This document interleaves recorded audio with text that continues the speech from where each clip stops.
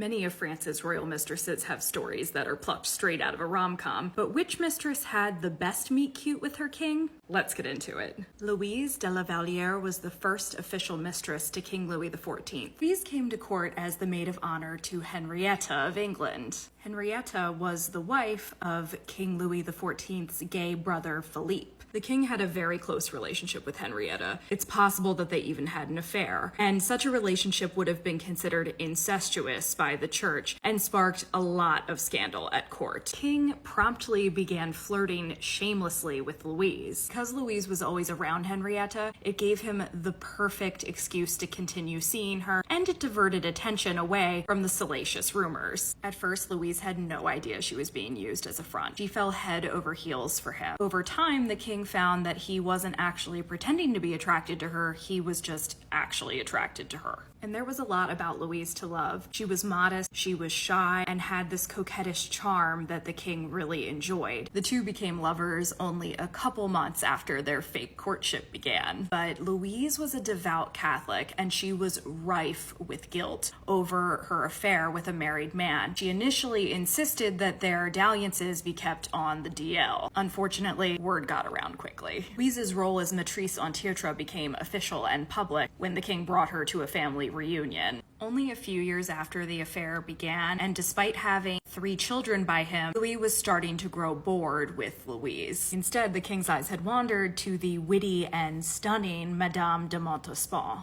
Montespan was practically made for the cloak and dagger politics required to get ahead at the French court. She actually befriended Louise so she could get close to the king. And soon Louise found herself becoming the third wheel in all of their conversations. When Louise fell pregnant again, Montespan and Louis began their affair. Louise hoped that it would be a short fling and that he would come back to her, but he never did. Montespan wasn't very kind to Louise about her victory either. For a while, the two shared an apartment, and Montespan would actually walk through Louise's rooms to get to the king. She also openly mocked Louise. Louise was devastated, and she begged the king to let her leave court. The king wouldn't let her go because she needed to be there to cover up his new affair with Montespan, who was married. When the king finally allowed Louise to leave almost 10 years later, she threw herself at the feet of the queen and begged for forgiveness. The queen granted it. She then went on to become a Carmelite nun, spending the rest of her life repenting for her adultery. I think it's safe to say that Louise's love story with the king had the beginnings of a rom-com and the endings of a Greek tragedy. Want more wild and wacky stories from history? Give me a follow or check out my YouTube channel in the bio.